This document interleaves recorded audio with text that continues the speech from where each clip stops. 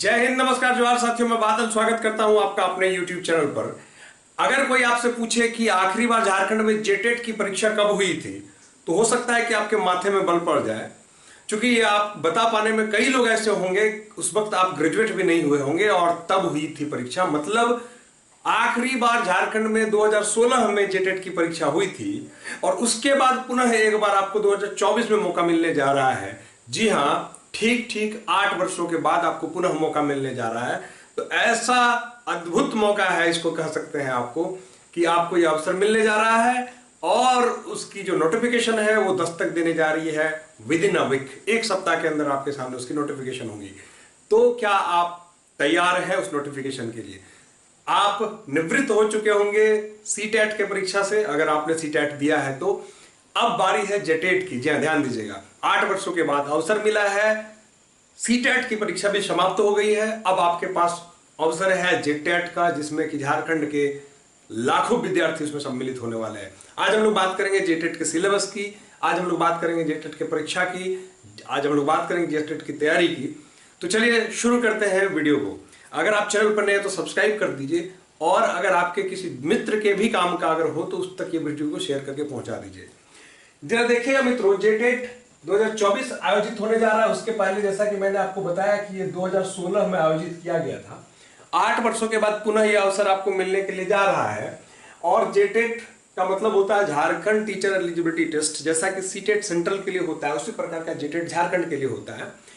तो अगर आप झारखंड में बीएड या डीएलएड किए हुए हैं तो आपके लिए उपयुक्त है, आपको करना भी चाहिए। ये आखिरी बार है जब आपको, जैसा कि आपने देखा कि कोर्ट के माध्यम से आपको ये अवसर मिला कि झारखंड सहायक आचार्य वगैरह में जो है आप अप्लाई कर पाए सीटेट वगैरह के माध्यम से। अन्यथा भविष्य की किसी भी परीक्षा में जो झारखंड की होगी, क्योंकि 40,000 रिक्तियां हैं, ध्यान दीजिएगा मित्रों, 40,000 रिक्तियां हैं, 40,000 रिक्तियां हैं। और उसमें यह बंदिश लग जाएगी कि अगर जेटेट है तो होगा, नहीं तो फिर आप एलिजिबल नहीं है। ध्यान दीजिएगा। तो ऐसे सूरत में जेटेट आपके लिए अति महत्वपूर्ण है। आज हम लोग बात करेंगे जेटेट के सिलेबस की, 6 to 8 की भी बात करेंगे और 1 to 5 की भी बात करेंगे। जी हाँ, 1 to 5 और 6 to 8 दोनों की हम लोग बात करने जा रहे हैं।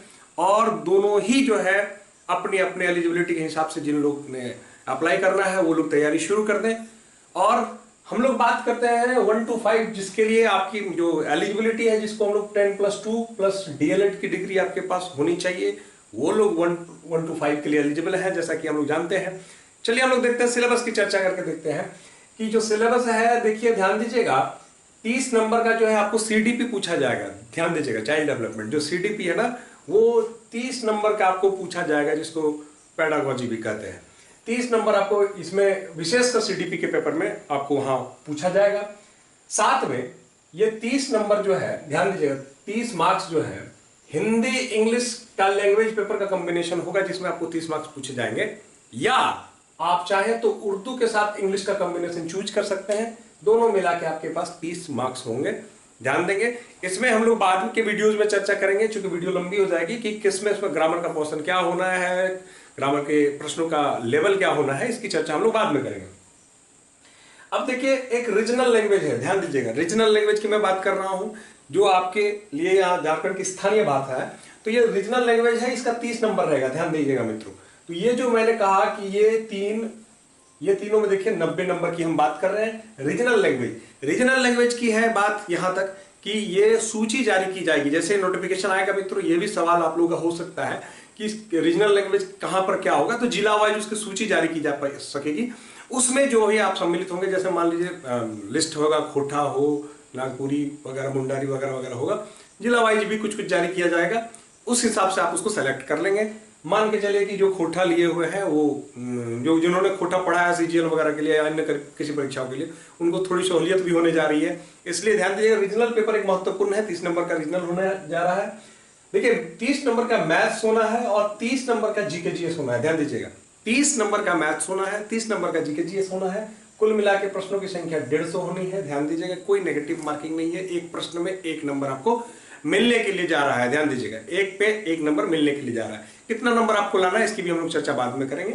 और कैसे पढ़ना है, इसकी भी चर्चा बात करेंगे। और रणनीति क्या होनी चाहिए, उसकी भी चर्चा हम लोग वीडियो के लास्ट पे करेंगे। तो लास्ट तक बने रहे मित्रों। चलिए अब हम लोग बात करते हैं ग्रेजुएट लेवल की, जिसको 6 to 8 कहा जाता है। 6 to 8 में जो है उसके लिए आपको ग्रेजुएशन मिनिमम कम से कम ग्रेजुएट प्लस बीएड होना चाहिए, अनिवार्य है। उसके बाद अगर आप मास्टर्स वगैरह जो लेके रखें उसको तो अलग बात है।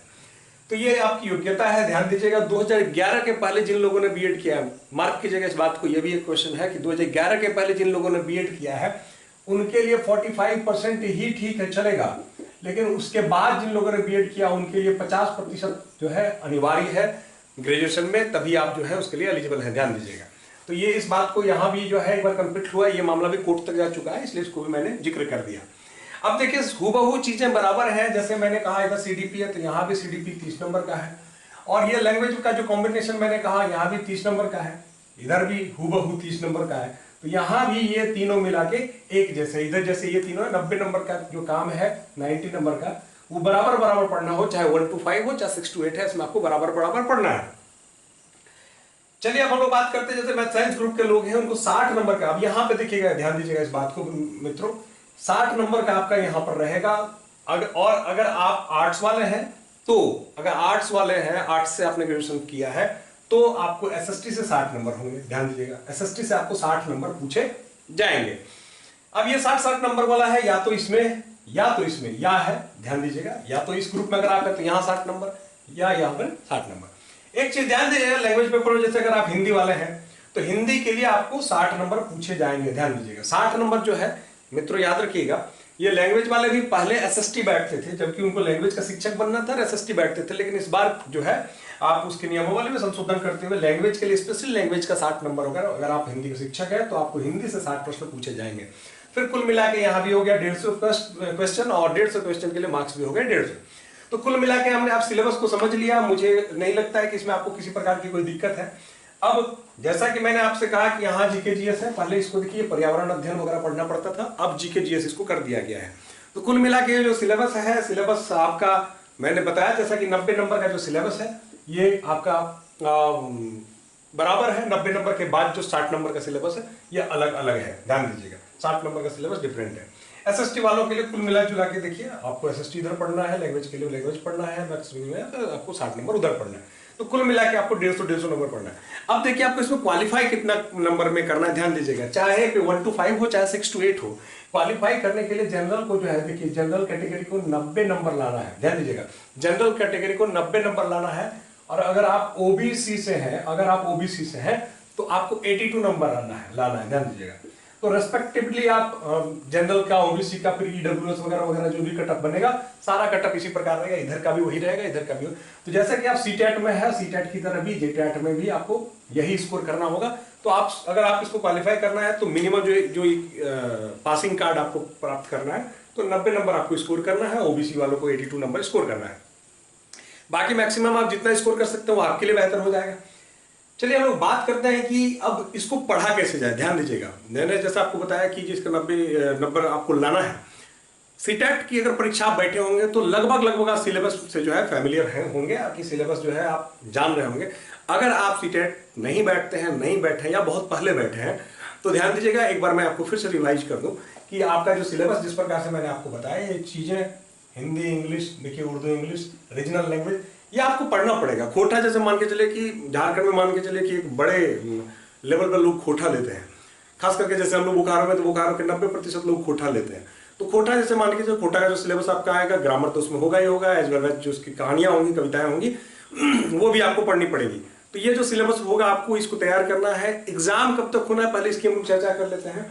जो एग्जाम है इसका मित्रों मान के चलिए कि एग्जाम इसका अक्टूबर लास्ट या नवंबर में होने की संभावना है, ठीक है, ध्यान दीजिएगा, अक्टूबर लास्ट में नवंबर में एग्जामिनेशन होने की संभावना है।